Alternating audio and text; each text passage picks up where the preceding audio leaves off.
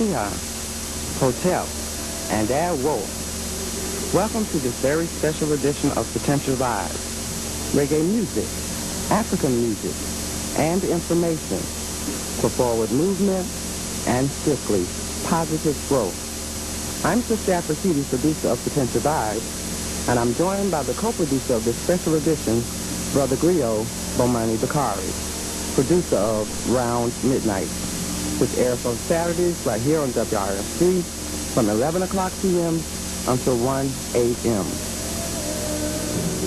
During the past few weeks, and especially during the last one, there has been a fracas created by the announcement of tonight's program, which will be continued on tomorrow night on Round Midnight. We've been bombarded with questions and comments about what we might possibly say, even before we utter the word. There have been complaints lodged against us, and the media has been alerted. We have received veiled threats of violence and more. Just a note to the perpetrators of violence. We will not be intimidated, nor are we for sale. We are New Africans, not Negroes or so-called African Americans. And if you step to us, we will certainly and swiftly step to you. See?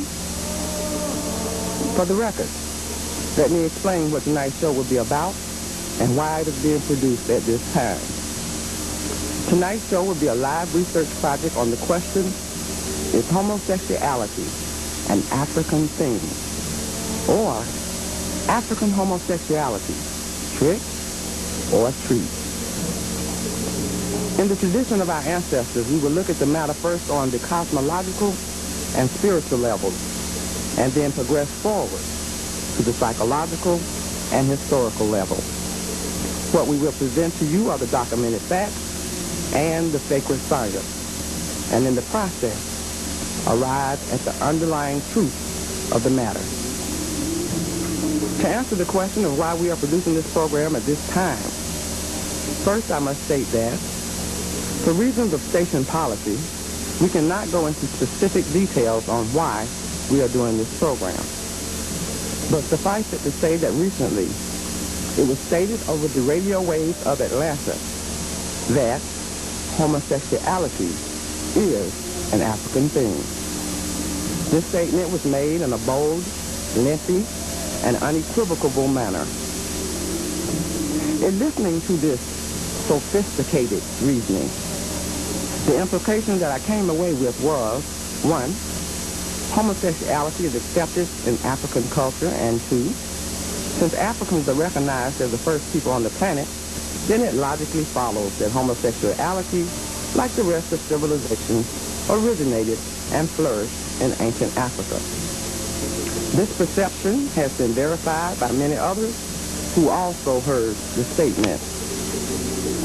I was also left with the impression that it's okay for those Africans who are either are or aspiring to be black nationalists to also be homosexuals, with no damage being done to the nation as a result. After all, some individuals of African descent who were proponents of African liberation and struggle were also homosexuals. As I listened to this sophisticated reasoning, my initial response was, damn, ain't that a beep? I mean, historically, African accomplishments have been coveted by the oppressor through the changing of our story into his story and by omission.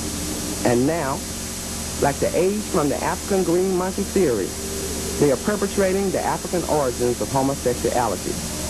It seems we only get credit for the negative, destructive stuff. After having this thought and shake in my head, I turned off my radio and attempted to forget about it, but I couldn't. The statement kept playing over and over in my head like a nightmare. Finally, about 3:15 a.m., I picked up the telephone and dialed my brother Griot's number. The phone rang once. He answered with the words, "Yes, General," his nickname for me. He said he knew it was me because, just like me, the ancestors would not let him rest or shake it off. In fact, they let me know in no uncertain terms that I had better set the record straight. And frankly, I am netter ancestor phobic. Yes, I fear the African gods, goddesses, and ancestors much more than I do any man or woman on this plane. Not to mention the fact that I owe them big time, for without them, there would be no me. And I mean that in its fullness.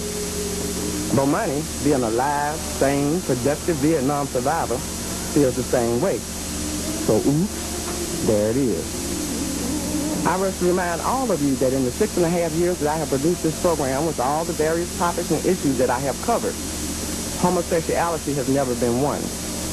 Neither has Bomani in his 10 years of doing progressive African programming specifically covered this particular topic. We both agreed that the reason we had never covered it before is because neither of us had the energy to spare, in light of the other more pressing issues confronting the spiritual, mental, and physical liberation and struggle of our people. We each believe that in spite of our own personal views, each one has the right to freedom of speech and an obligation to work out their own moral, spiritual, and sexual issues. But now, perpetration has reared its ugly head, and the issue has been upgraded. I have referred to this suspect line of reasoning as sophisticated, and I mean that sincerely. To many, sophisticated means something or someone who is smooth, elegant, in the know, and politically correct. But I mean it in its truest sense of the word. Sophisticated stems from the root word sappho, a lesbian poetess of the 6th century. Its other derivatives are sophistication, the act or process of sophisticating, the act of quibbling or arguing sophistically, sophistry.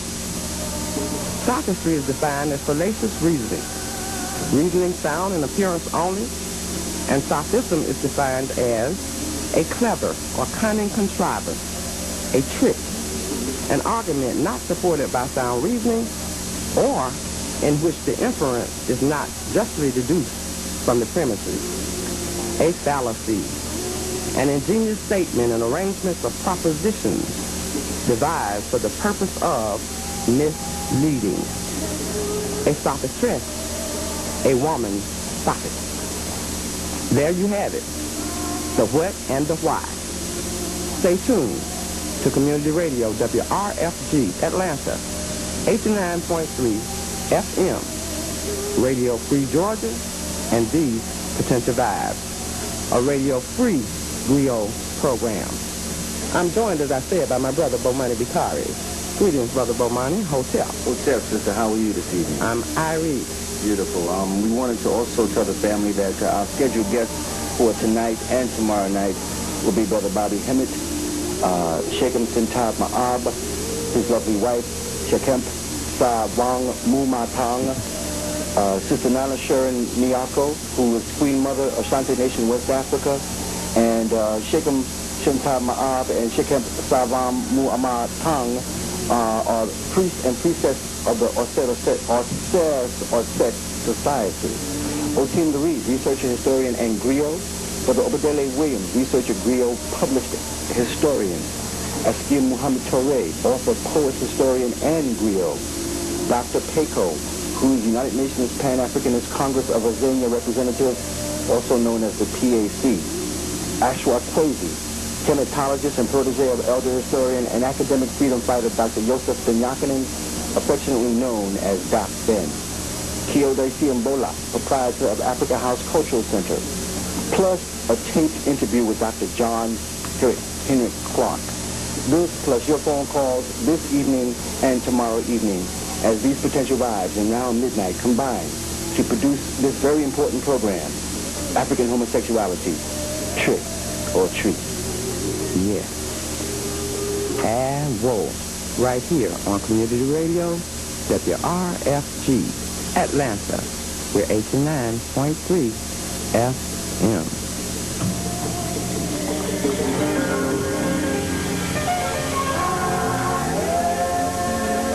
Kuju Chagulea and cuisine on the Nile restaurant, serving the Atlanta area with natural food, health items, and Afrocentric clothing.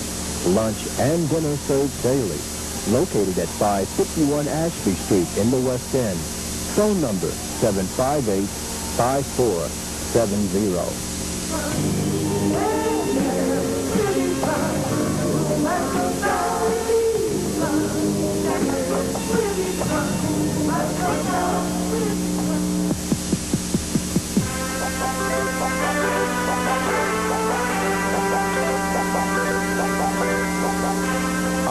Reggae Massive, Lionheart Promotion presents a night of natural mystics when for the first time in Atlanta, New York champion sound added high power with Babyface and Danny Dread alongside Atlanta's award-winning sound Prophecy High Power with Red Dan, Saturday Originator and Papa Gad. Date is Saturday, November 6th at the Royal Peacock, 186 Auburn Avenue, downtown Atlanta. Doors open 10 p.m. until tight security, live videotape, so dress to impress. Phone number, Prophecy 593-4818, Peacock 880-0745.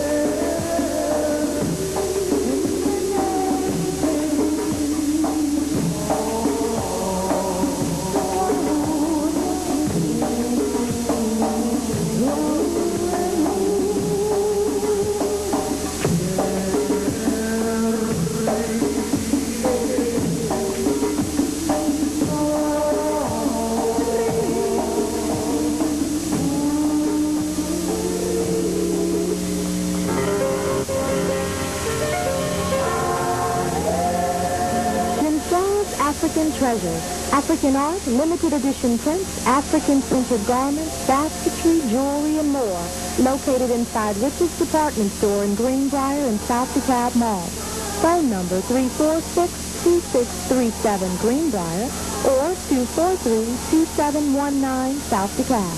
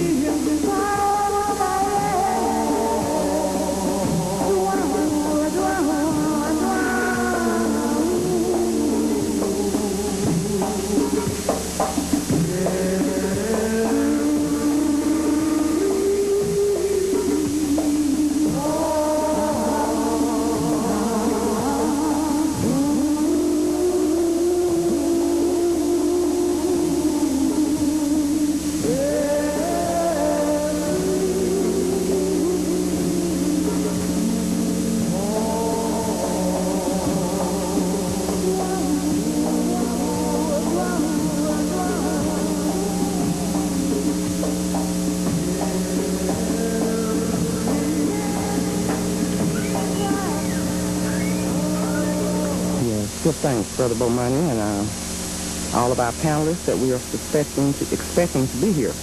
Again, I must remind our listeners that opinions expressed on Potential Vibes, which airs from now until 12:30 a.m., do not necessarily represent the opinions of Radio Free Georgia Broadcasting Incorporated, its staff, board, committees, or volunteers.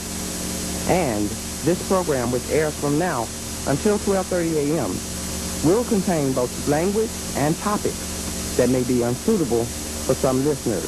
Therefore, listener discretion is advised. I want to make an announcement that the annual Positive Image Festival put on by Florence Jackson Academy has been postponed until next week. Again, that's the annual festival, Positive Image Festival of Florence Jackson Academy has been postponed until next week. Also, Brother Bobby Hemmitt will be speaking on Sunday, October 31st at 6 o'clock p.m. His topic, The Mothership, Part 2, The Serious Factor. That will be taking place at 801 Martin Luther King Jr. Drive. Again, that's Bobby Hemmitt, Sunday, October 31st, and along with Brother Hanif Abdul Rahman, who will be doing metaphysical poems. 801 Martin Luther King Jr. Drive. Also, we are community radio. That means we depend on you, the listener, for our support. We invite you and encourage you to call us up at 523-8989. That's 523-8989, and join the family here. Make your voice known for freedom of speech. Sing? Yes, I. To begin our research on the origins of homosexuality and lesbianism, it is imperative that we start with the origins and definitions of the words themselves. In keeping with the ancestors' instruction, no beginning, I'll admit now my lack of skill in pronouncing Greek words, so hey, I'm an African, not a Greek, bear with me. The word homosexual, according to John Ayoto's Dictionary of Word Origins, the histories of more than 8,000 English language words, derives from the root homos, a Greek word meaning like, similar. Homos was derived from homos, meaning same. The American Heritage identifies homo as a Latin word meaning man, or more specifically, a member of the genus Homo, which includes the extinct and extinct species of man. Webster's New World Unabridged Dictionary identifies homosexual as an adjective derived from the Latin word sexualus, which is derived from sexus, which means sex. It is defined as of or pertaining to homosexuals or homosexuality, characterized by sexual inclination toward those of the same sex. Homosexuality is defined as sexual desire for those of the same sex. Sexual relations between individuals of the same sex and opposed to heterosexuality. On the flip side of the coin, we must now identify and define the term lesbian. According to Webster's Universal Unabridged Dictionary, lesbian is identified as a derivative of the Latin word lesbius and Greek lesbos, both of which mean from Lesbos, the Isle of Lesbos. It is defined by Webster as homosexual, only of women, from the homosexuality attributed to Sappho and her followers. The American Heritage Dictionary, second college edition, defines lesbian as a native or resident of Lesbos, a woman who is homosexual and the ancient Greek dialect of Lesbos. Webster identifies Lesbos as an island in the Aegean Sea, now called Mitylene. Lesbos, history records, was located approximately 100 miles on the open waters between the shores of Greece and what is properly known as Aeolian Eresos, a city on the west coast of the island of Lesbos. For more on that, you can check the Palatine Anthology, Chapter 7.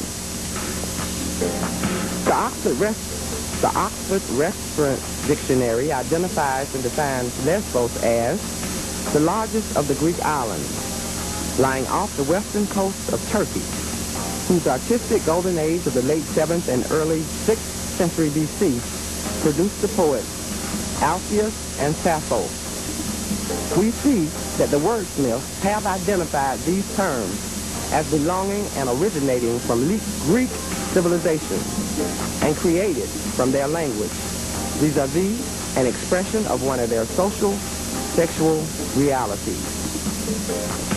Now, the name Sappho has come up a couple of times in our research, so at this point, we should elaborate on this pivotal figure in Greek lesbian history. According to Arthur Wingall, late Inspector General of Antiquities for the Egyptian government, in his book, Sappho of Lesbos, Her Life and Times, the beginning of the story and life of Sappho, lesbian poetess, takes us back to the last quarter of the 7th century BC, a century of outstanding importance in ancient history, when old civilizations were falling and new powers were rising. When the white nations of the Eastern Occident were preparing to measure their strength with the darker-skinned races of the Western Orient, and when the center of mankind's cultural activity was shifting westward to Greece and her colonies in the Aegean. The writer tells us that, quote, the youthful spirit of Greece, thought and achievement had gone out into the world, and the prodigious birth of a new age was imminent in the shadowed and whispering house of time. The approximate date of Sappho's birth is given as 612 BC. Based on a quotation from Dioscorides, a writer from the 3rd century BC, her place of birth is fixed at Aloian Eresos, a city on the west coast of the island of Lesbos. The author calls her the greatest lyric poetess of all time, whom the ancient world regarded as more than human. Socrates rejoiced to call her, quote, the beautiful. Strabo called her a miracle. Plato considered her a 10th muse. Now, for clarity's sake, muse derives from the Latin musa and the Greek mousa. In Greek mythology, it is any of the 9 nymphs or inferior divinities, generally represented as young, beautiful, and modest virgins, who presided over the fine and liberal arts. It is a spirit regarded by the Greeks as inspiring a poet or other artist. A nymph is identified as spirits of nature, originating in Latin, the preferred Greek mythical language. A nymph is connected with sexuality and connotes sexual obsession, supposedly motivated by moon madness in their mating season. Sappho has been called the